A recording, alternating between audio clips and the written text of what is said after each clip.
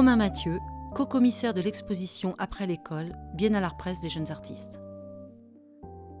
Après l'école, Biennale Art Presse des jeunes artistes est née d'une rencontre entre trois structures.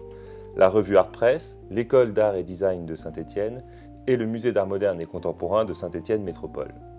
Cette première édition rassemble 36 artistes récemment diplômés.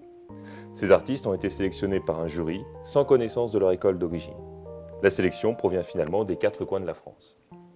Selon les démarches des artistes, nous avons travaillé avec chacun d'entre eux à partir d'œuvres existantes ou avec des projets qui ont été produits spécifiquement pour la Biennale. Étienne Hatt, co-commissaire de l'exposition Après l'école, Biennale Art Presse des jeunes artistes. Après l'école est une exposition de critique d'art qui repose sur des partis pris. Elle concilie présentation monographique des artistes et mise en dialogue. Elle a l'ambition de donner une lecture de ces travaux et de leurs réunions. Cette lecture critique se prolonge dans le catalogue publié par Art Presse. Après l'école est aussi une exposition qui se confronte au modèle même de l'exposition, en montrant des travaux peu exposables. Bien sûr, la plupart des œuvres sont des peintures, des sculptures, des installations, des dessins, des photographies, mais nous avons tenu à montrer des travaux performatifs, sonores, mobiles ou furtifs, qui trouvent une nouvelle expression aujourd'hui. La méta, moitié juste, accennata au détour de la face pleine, rebondit. Le vide, empreinte de ce qui lui manque.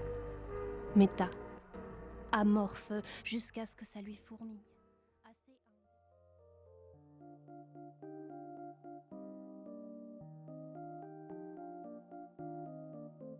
Nous avons décidé de sous-titrer cette première édition de la Biennale « L'expérience du monde ». En effet, le rapport au monde développé par les artistes que nous avons sélectionnés est fondé sur des expériences sensibles et particulières, beaucoup plus que sur le traitement de sujets d'actualité ou de société.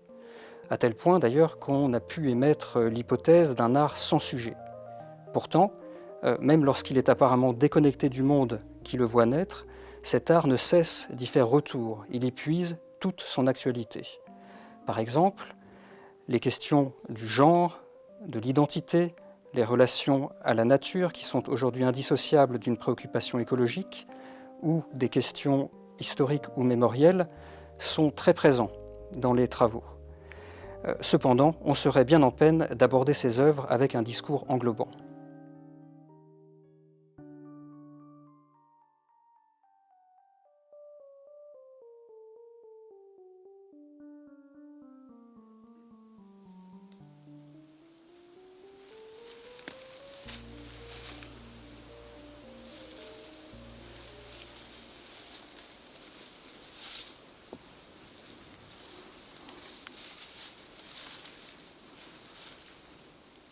Une expérience est en effet toujours singulière. Et peut-être est-ce là un autre trait des œuvres rassemblées. Elles envisagent les questions qui se posent dans le monde d'aujourd'hui à partir de situations sensibles et uniques qui en restituent la complexité. À l'image des artistes et des œuvres qui sont réunies, l'exposition refuse les thèmes cloisonnants. Elle propose un cheminement sensible qui, au musée d'art moderne et contemporain comme à la Cité du design, sans début ni fin, compose des ambiances contrastées. De salle en salle, on peut néanmoins dégager 3 fils. La figure de l'artiste, la confrontation avec la matière et les pouvoirs de l'imaginaire.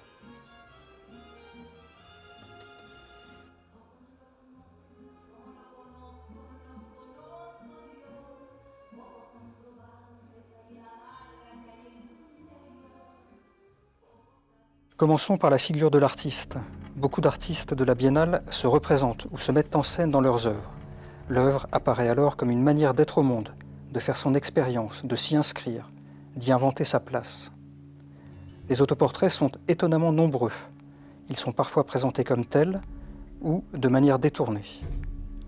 Le corps de l'artiste est très présent. Il est le matériau de nombreux travaux performés.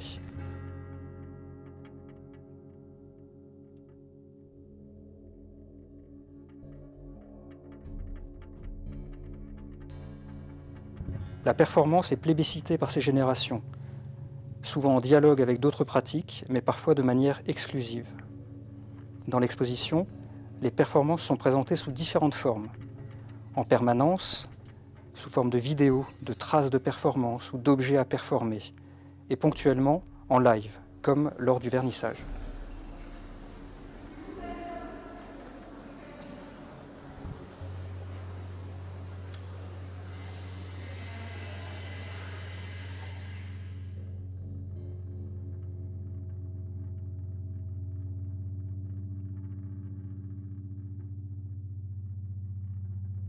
L'expérience du monde se manifeste aussi dans la confrontation avec la matière, sa mise en œuvre et sa transformation.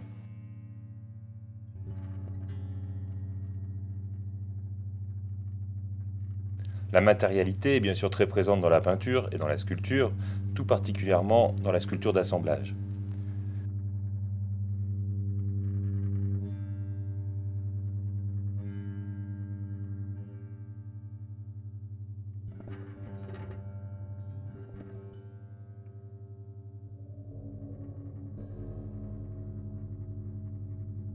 Plusieurs artistes font un usage non conventionnel de la photographie, qui renouvelle à la fois les supports et les images produites.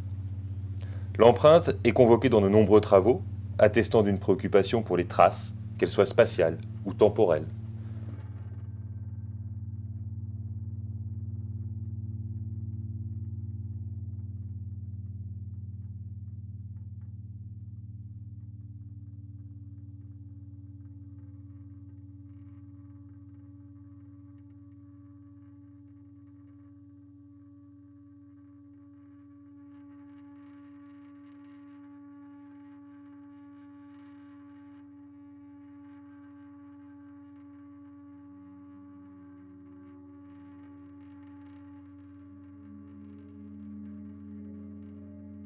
La matérialité traverse toutes les pratiques, y compris celles qui sont parfois associées à une forme de dématérialisation. Le travail du son s'accompagne ainsi d'une préoccupation très forte pour sa matérialisation et sa spatialisation. Il prend une dimension sculpturale par récupération et bricolage, ou, au contraire, grâce aux nouvelles technologies.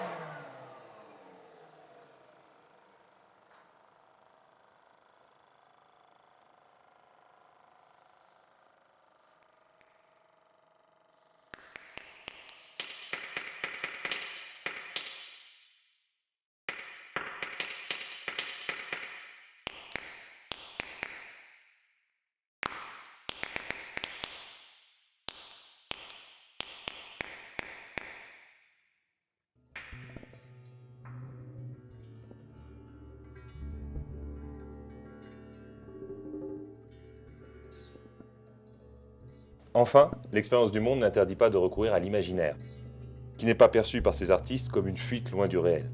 Au contraire, l'imaginaire est une manière d'être au monde par les mythes, les récits et les rituels. L'imaginaire permet de se saisir de questions très ancrées dans notre contemporain et de modifier notre vision du monde.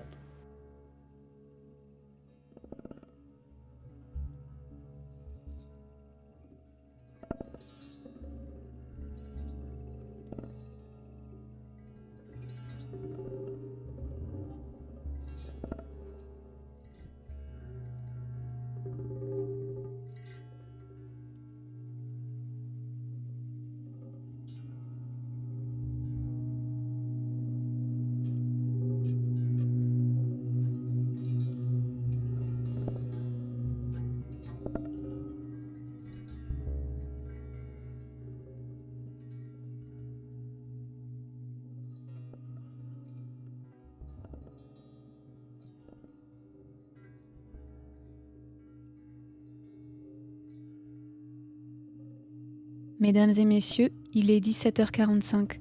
Nous vous informons que les salles du musée et la librairie ferment leurs portes.